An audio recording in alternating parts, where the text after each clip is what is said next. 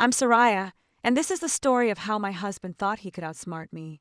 It started with whispers in the dark, bank transactions I never made, and a name, Ilya Morrow, I had never heard before. Dean, my husband, wasn't just planning to leave me. He was planning to take everything. But he underestimated me. He thought I would crumble. Instead, I moved first, protected what was mine, and 1 week later, his entire plan backfired. What's worse wasn't just the betrayal. It was how long he had been planning it, how many lies he told, and the lengths he was willing to go to destroy me. I woke up to an empty bed. The cold sheets beside me told me Dean had been gone for a while. At first, I thought maybe he had gone to the bathroom or grabbed a glass of water. But as I sat up, rubbing the sleep from my eyes, I caught the faint sound of his voice, low, hushed, careful. The hallway light was off, but a sliver of moonlight streamed through the window, casting shadows across the floor. My stomach twisted as I followed the sound. Just a little longer. She doesn't suspect anything yet, I heard him say. I stopped mid-step, my breath hitched. Dean's voice was smooth, reassuring, like he was calming someone down. My heart pounded against my ribs. Who the hell was he talking to? I stood there, straining to hear more, but the words that followed were muffled, his tone barely above a whisper. My fingers curled into fists. This wasn't some late-night work call. Dean never whispered on work calls. Hell, he never even cared if I overheard his conversations before. My mind raced through possibilities, each one worse than the last. After a few seconds, I heard his footsteps approaching. I barely had time to dart back to the bedroom before he rounded the corner. My pulse hammered as I slid under the covers, feigning sleep. A moment later, I felt the bed dip, his weight shifting beside me. I kept my breathing steady. A few minutes passed, and then he exhaled slowly, relaxed, like nothing had happened. I turned over, blinking up at him. "Where were you?" My voice came out soft, groggy, like I had just woken up. "Bathroom," he muttered without hesitation. "A lie. And the phone call?" Dean barely flinched. "Just a client. Had to smooth out some details for a case." I stared at him, watching for any sign of hesitation. He met my gaze, unreadable as always. Maybe I was overthinking. Maybe it really was work. But that whisper, that sentence, she doesn't suspect anything yet. I swallowed the lump in my throat and forced myself to roll over. My mind was screaming at me, but I ignored it. Not tonight. Not yet. The next morning, I woke up before Dean. He was still fast asleep, his arm draped across the pillow where my head should have been. I slipped out of bed, grabbed my phone, and padded barefoot to the kitchen. I didn't usually check our bank accounts. Dean handled most of the finances, and I had never given it much thought. But something felt off. I scrolled through the transactions. My stomach tightened. $500, $1,200, $750, $2,000. A dozen withdrawals over the past 3 months, all relatively small but frequent enough to raise a red flag. Dean and I shared expenses, mortgage, utilities, groceries, but we also had separate accounts for personal spending. These transactions weren't for bills, weren't for investments, and definitely weren't for anything we had discussed. I took a shaky breath, my hands tightening around my phone. Behind me, I heard footsteps.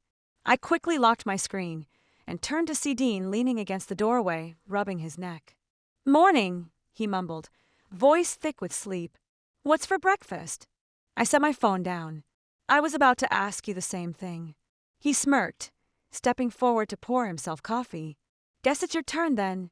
I watched him take a sip, his free hand resting on the counter. "I checked our bank account this morning." Dean froze for half a second, just long enough. His grip tightened around the mug before he forced a chuckle. "And there are a lot of small withdrawals," I said, crossing my arms. "Things I don't recognize." He barely hesitated. "Just small investments. A few business opportunities." "Business opportunities?" Dean nodded, setting his cup down. "Nothing to worry about. Short-term gains, that's all." He was lying. I knew it. I just didn't know why. The rest of the day, I tried to shake the unease, but Dean wasn't helping. He was glued to his phone, taking calls in the other room. His screen was always face down when he set it on the table. Every time I looked at him, I felt like there was a wall between us, one that hadn't been there before. That night, As I lay in bed staring at the ceiling, my mind wouldn't quiet down. Dean had always been confident, smooth, a man who knew how to talk his way out of anything. But I had been with him long enough to know when something was off. And something was definitely off. I turned to face him. He was already asleep, his breathing steady, his face calm, like a man with nothing to hide. I wasn't convinced. A voice in my head whispered the words I had been trying to push away all day. Am I being paranoid, or is something really wrong? The doubt refused to fade, even as the morning light filtered through my window. I had spent the entire night tossing and turning, unable to shake the feeling that something was terribly wrong. Dean's voice from the night before still echoed in my mind, casual, dismissive, yet calculated. The kind of tone someone used when they were hiding something in plain sight. I forced myself out of bed and went about my morning routine, but my movements felt mechanical.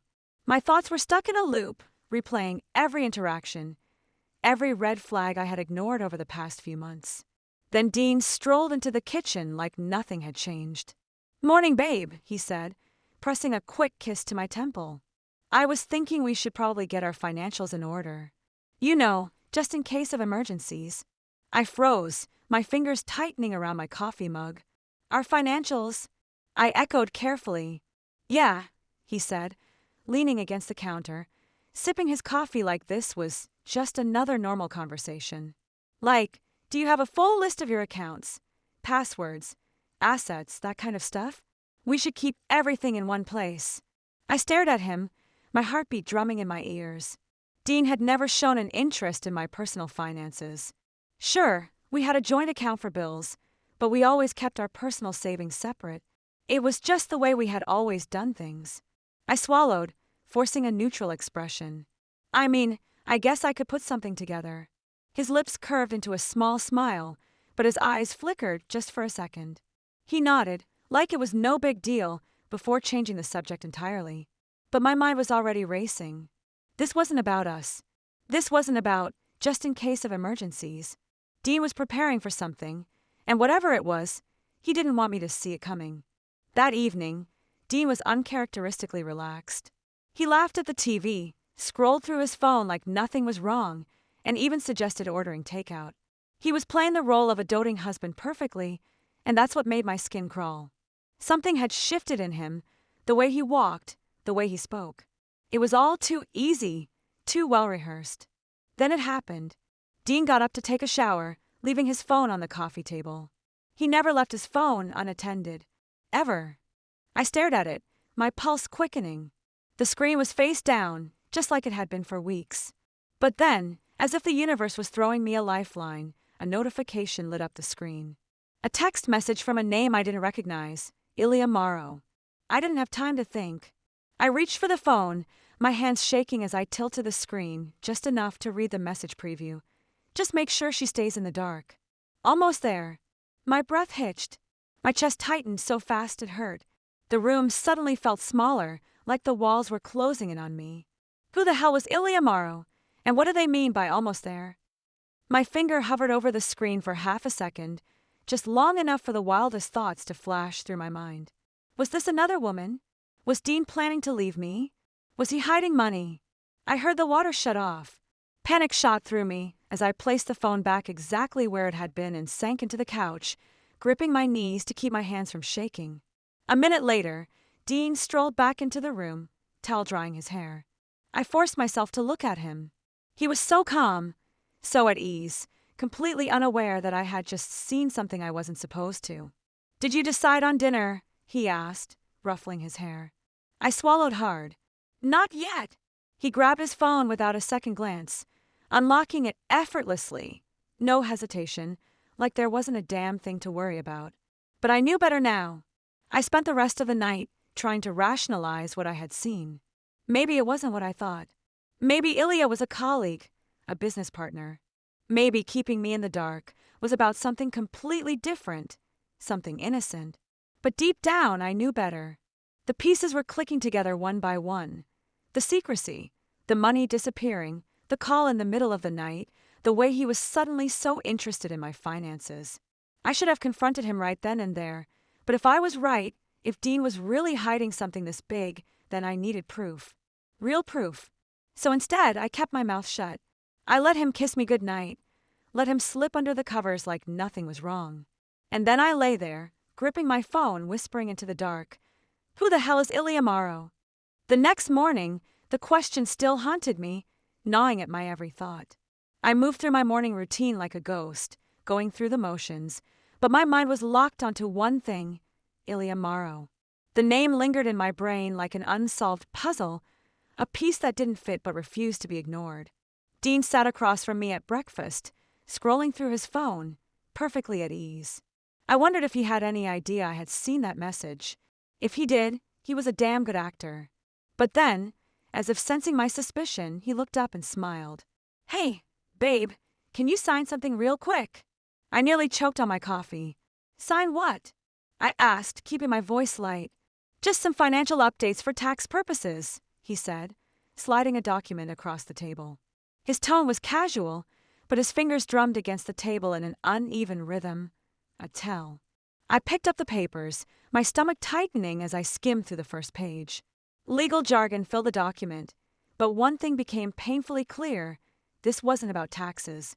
I flipped to the last page. Property transfer agreement. My pulse pounded in my ears. My assets, my savings, even the condo, everything would be moved into his name. I forced myself to look up. Dean was watching me, a careful smile plastered on his face. "Dean," I said, my voice too controlled, "what is this?" His smile didn't falter. "It's just a precaution, babe. A legal convenience. Nothing changes between us." I stared at him, my grip tightening around the paper. "Nothing changes? You're asking me to sign over everything to you." "Not everything," he said smoothly, as if that made it better. "Just consolidating things for protection. You know, in case something happens." My hands trembled slightly, not from fear, from rage. This wasn't paranoia anymore. This wasn't me reading into things. This was planned, and he had the audacity to sit across from me and act like it was nothing. I placed the document back on the table, slow and deliberate, then met his gaze. "I'm not signing this." His smile twitched. His jaw clenched for a fraction of a second before he let out a short laugh. "Sa, don't be dramatic. It's just paperwork." I held my ground. "Then why are you so eager for me to sign without reading it?" His expression hardened. "You really don't want to do this, Sa." He leaned in slightly, his voice low and controlled, but there was something underneath it. A warning, a threat. I met his gaze, unflinching. "Is that a threat, Dean?" He didn't answer right away. Instead, he leaned back in his chair, arms crossed, his expression morphing into something dangerously unreadable. The smirk he had worn moments ago faded, replaced with an unsettling calm. "I just think you're making this harder than it needs to be," he said, his voice too smooth, too measured. I swallowed my anger, keeping my expression neutral. He still thought he was in control, that I was just another move on his carefully planned chessboard. I let the silence stretch, watching him, the way his fingers tapped idly against the table, the slight twitch in his jaw when I didn't respond. He was waiting for me to react, to get emotional, to panic, to break. I wouldn't give him the satisfaction. So I smiled, just enough to make him shift uncomfortably. "You know what, Dean?" I said lightly, standing up and gathering the papers. "You're right. I do need to think about this." His eyes narrowed slightly. He wasn't expecting that. But I had already turned away, walking to the kitchen and placing the documents neatly on the counter. I wasn't going to argue. Not now. Not yet. Because now, I was the one in control.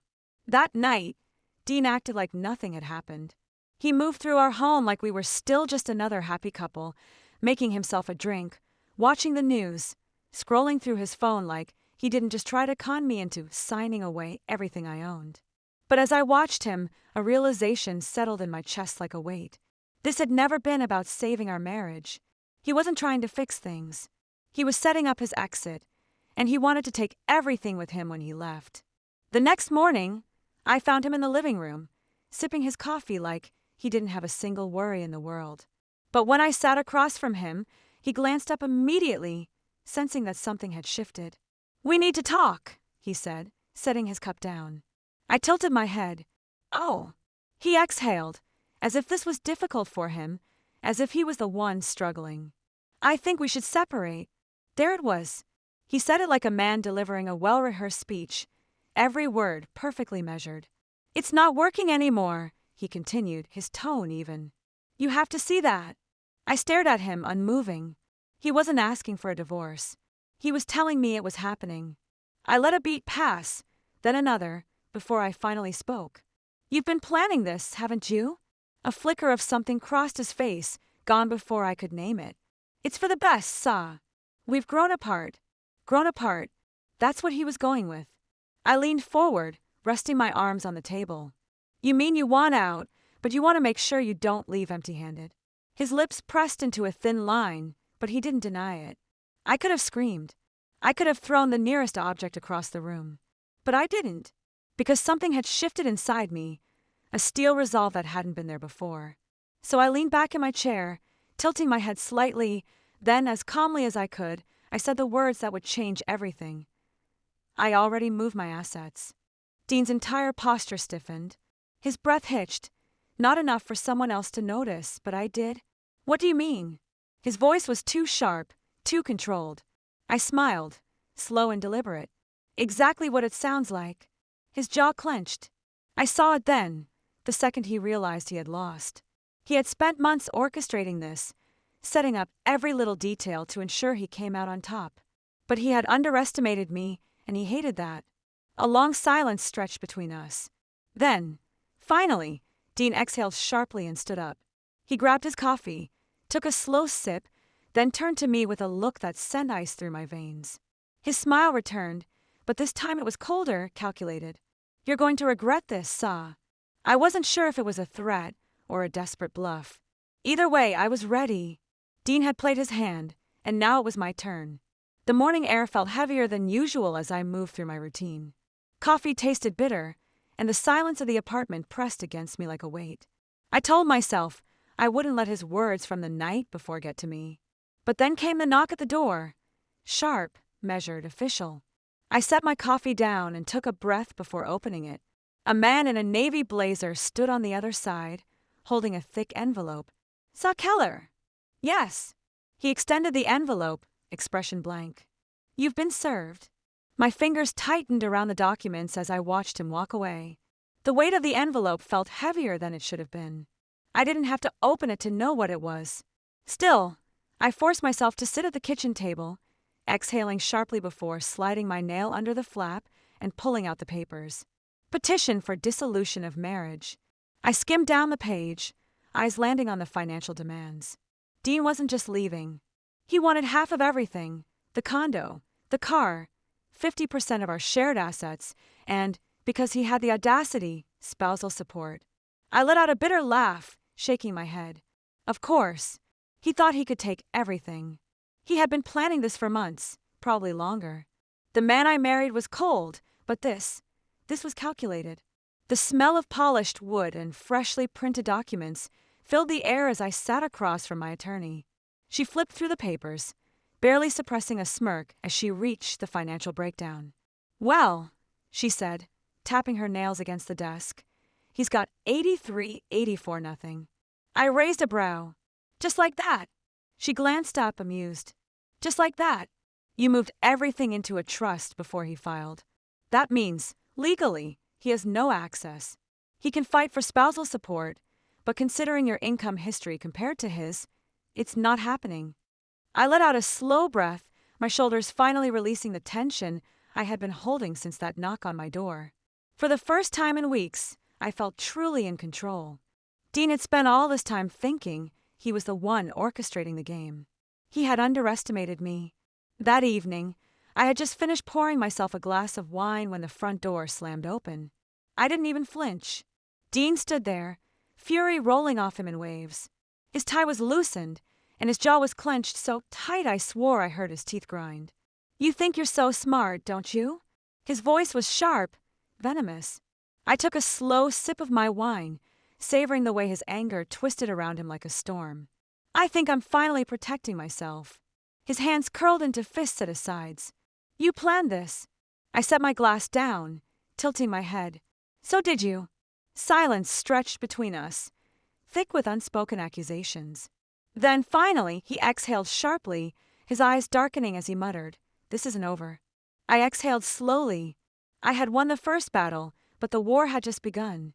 For the first time in weeks, I felt a small sense of relief, knowing that Dean had lost his financial grip on me. But I should have known better than to think he would walk away quietly. The first sign of trouble came at work. It started with looks, not the usual passing glances, but lingering stares with whispers that cut off the second I entered the room. By mid-morning, my assistant, Rachel, hesitated before stepping into my office. "Hey, I think you should know something." I glanced up from my laptop, already exhausted. "What is it?" She shifted uncomfortably. "There's a rumor going around." I wasn't going to say anything, but she trailed off, wringing her hands. "Just tell me, Rachel." She sighed. "People are saying you took money from your joint accounts, that you were." She swallowed hard. "Laundering funds." I stared at her. The words landed like a slap. "What?" "I don't believe it," she added quickly. "But Dean, he's been talking to people. Lawyers, mutual friends. The story is spreading." My stomach twisted, fury rising in my chest like wildfire. Dean wasn't just trying to take my money. He was trying to ruin me. By the time I got to my lawyer's office, I was barely holding it together. "This needs to stop. Now." I slammed a stack of printed screenshots onto the desk, my hands shaking with rage. My lawyer, Patricia, glanced at them and let out a dry chuckle. "Well, he's certainly desperate. He's slandering me." "Yes, but we can use that." She leaned back in her chair, tapping her pen against her desk. "If he's running around making false claims, he's opening himself up to defamation charges. We send a cease and desist first. If he ignores it, we escalate." I clenched my jaw. I don't want this to drag out in court. I just want him to stop. Patricia sighed. "He's trying to bait you, Saw. He wants you to react emotionally." "Then what?" I turned to see Beatrice, standing by the door with a knowing look. "You can't let him dictate your next move," she said, stepping forward. "You react too fast, and he wins."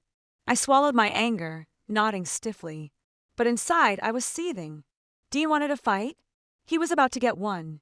I found him at La Rue, one of the city's most exclusive restaurants, laughing over drinks with two colleagues. The sight of him sitting there, completely unfazed, like he hadn't spent the past few days dragging my name through the mud, made my blood boil. I didn't cause a scene. I didn't scream. I didn't need to. I simply walked up to the table, leaned down, and whispered, "You have no idea what you've just started." Dean's smirk faltered for a split second before he masked it with an easy grin. He wiped his mouth with a napkin, eyes gleaming with challenge. "Let's see what you've got, then." I had given him one last warning. Now I was done playing fair. Dean had spent weeks trying to manipulate, intimidate, and control me. He had underestimated me at every turn.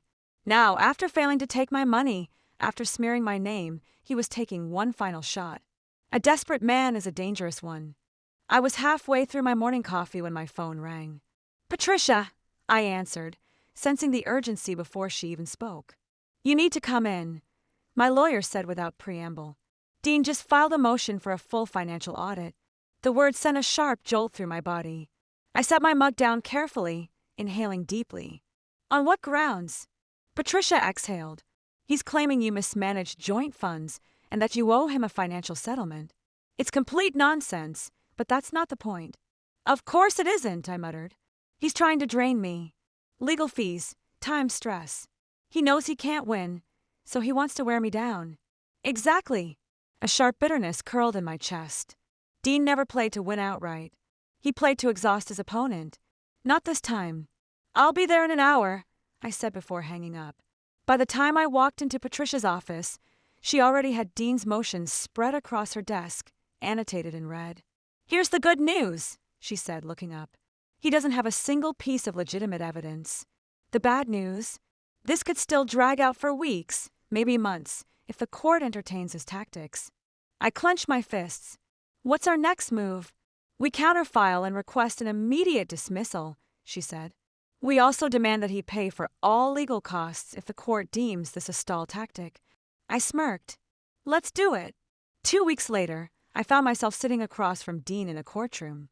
He was dressed sharp, his tie a little too tight, his smirk barely concealed. He thought this was his moment. His lawyer stood first. Your Honor, my client has reason to believe that Mrs. Keller improperly moved assets to avoid a fair divorce settlement. We are requesting a full forensic audit of all financial transfers made in the past 6 months. I didn't react. I didn't flinch. Patricia, calm as ever, adjusted her glasses and stood. Your Honor, all of my client's financial moves were made before Mr. Keller even filed for divorce. There is no evidence of mismanagement or fraud. She slid a thick binder forward. Additionally, we request that this motion be dismissed with prejudice and that Mr. Keller be required to cover all legal fees, as this is a clear attempt at financial harassment. The judge took their time reviewing the documents, their expression unreadable. The room was tense, silent. Dean was watching me, waiting for me to squirm. I didn't give him the satisfaction. Finally, the judge looked up. The court finds no grounds for a full financial audit. The motion is denied. Furthermore, due to lack of evidence, Mr. Keller will be responsible for all legal fees associated with this claim. A sharp clap of the gavel. Just like that, Dean had lost again. Outside the courtroom, Dean walked past me without a word. But as he passed, he muttered, just loud enough for me to hear, "You think this is over? Just wait." I had won this round, but I knew Dean still had one last move left.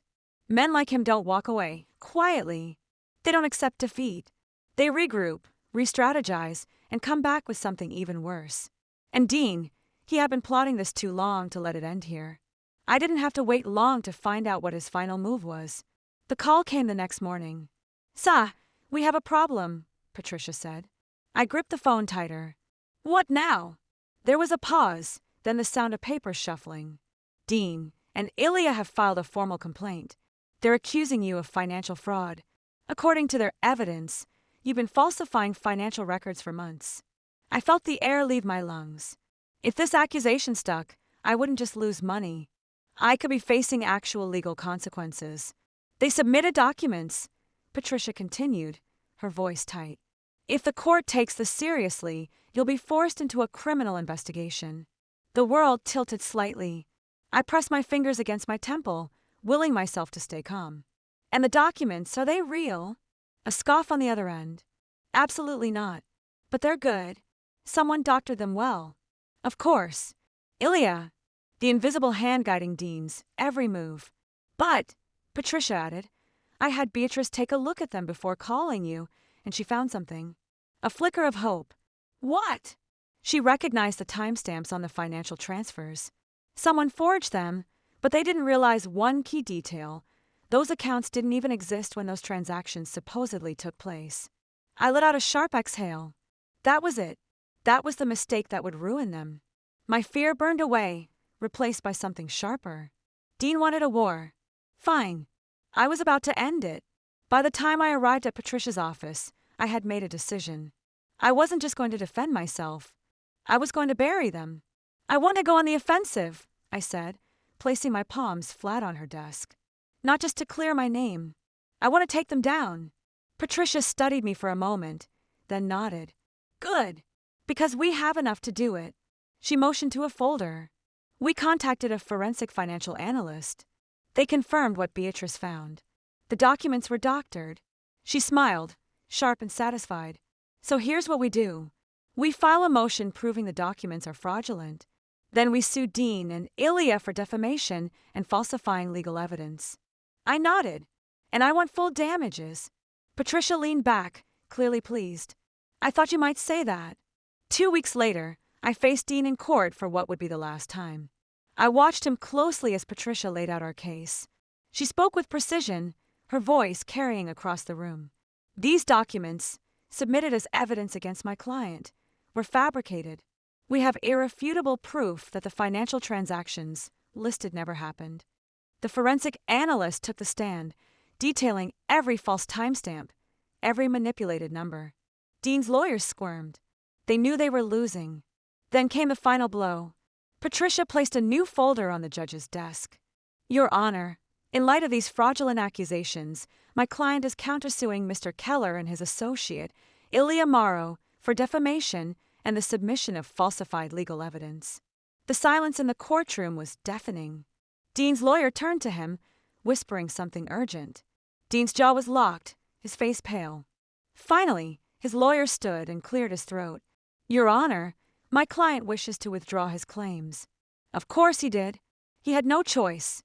The judge nodded. Motion dismissed. Furthermore, Mr. Keller will be responsible for all legal costs. Dean had lost. Completely. As we exited the courthouse, Dean walked past me without a word. I didn't stop him. I didn't need to. I let him take a few steps before I whispered, just loud enough for him to hear, "We're done here." For the first time in months, I felt something I had almost forgotten, peace. No more court hearings. No more threats. No more waking up in the middle of the night, dreading what Dean would do next. I had won.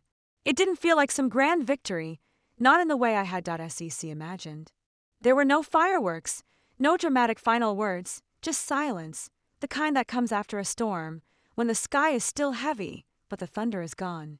And for the first time, that silence didn't scare me.